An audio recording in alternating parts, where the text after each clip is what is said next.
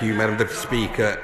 It is a pleasure, as ever, to follow the Honourable Member for Newcastle upon Tyne Central. Let me start by thanking all of those who spoke in this important debate. We have had upwards of 25 speeches, all of them thoughtfully delivered, and I want to thank the Shadow Secretary of State as well for his constructive approach to this important piece of legislation. I will aim to respond to as many points as possible made by honourable members, Madam Deputy, and I will, of course, write in response to individual questions as well. Let me begin by responding to the points made by the Right Honourable Member for Doncaster North and the Member for Newcastle upon Tyne Central.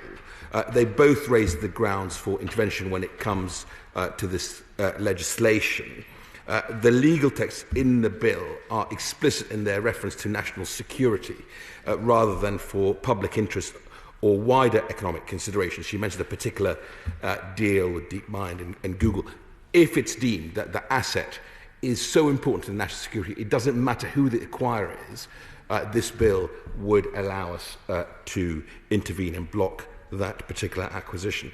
I have to be clear to the House today that any action the Secretary of State takes under this proposed regime would be to protect national security, not for wider economic industrial reasons. And of course, I'm sure the Honourable Member will look forward to the industrial strategy refresh that the Secretary of State is committed to publishing in the first quarter of 2021. We are already, I think,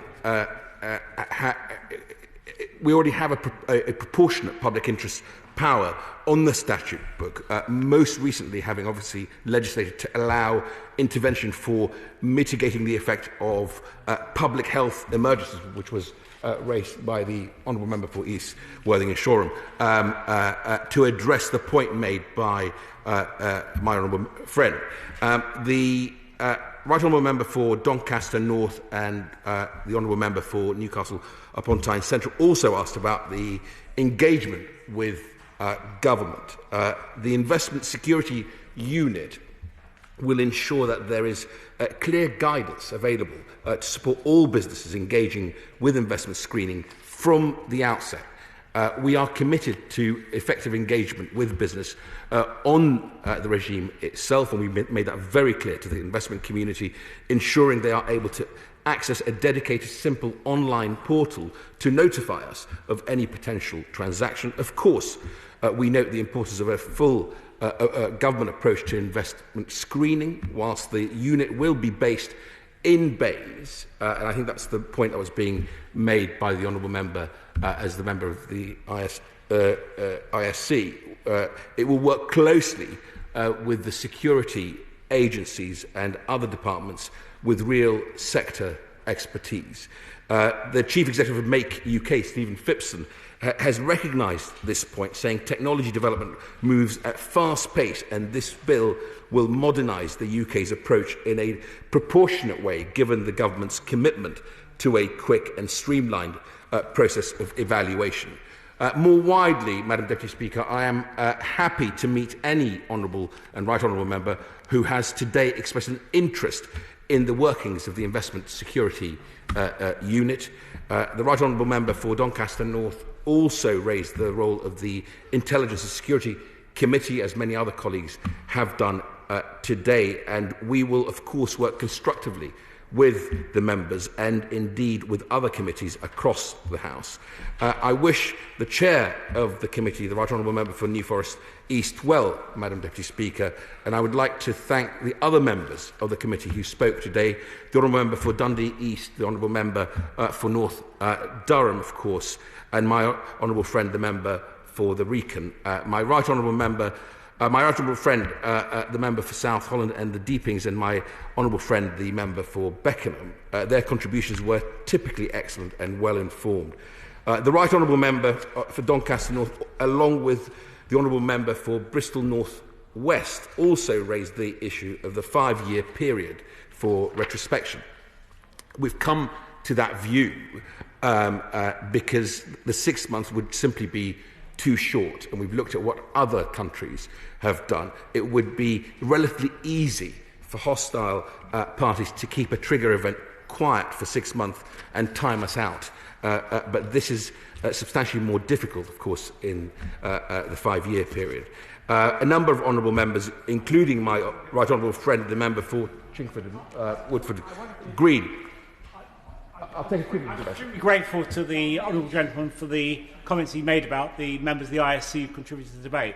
Given the range of questions that were posed to him by ISC members, I wonder if he'd commit to write to the committee formally, just picking up those points, so the committee has a very clear set of answers to the series of questions posed. It wouldn't be fair to expect him to deal with all of them now. I can certainly give my right honourable friend that commitment, and I will do that. My right honourable friend, the member for Chingford and Woodford Green, and my honourable friend, the member for the Isle of Wight, the member for Oxford and Western Abingdon, who's not in her place, probed on the definition of national security. A number of honourable members have argued the definition of national security, Madam Deputy, is too narrow. I would gently point out that the bill does not seek to define it at all, as some other members have quite rightly argued, including very wisely the member for Beckenham.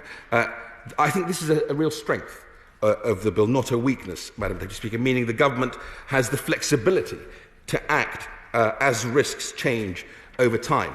The statement of policy, Madam Deputy Speaker, published last week refers to espionage, disruption and destruction and inappropriate leverage. They are examples of national security, not the exhaustive content of it.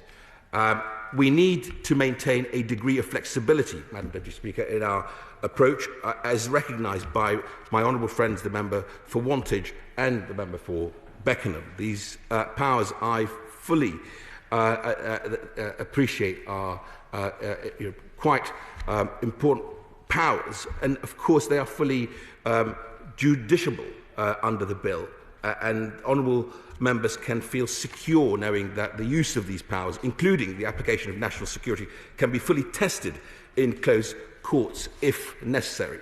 The chair of the Science and Technology Committee, my right honourable friend, the member for Tunbridge Wells, and my honourable friend, the member for the Wrekin, expressed concerns that these reforms will somehow threaten investment in small tech firms.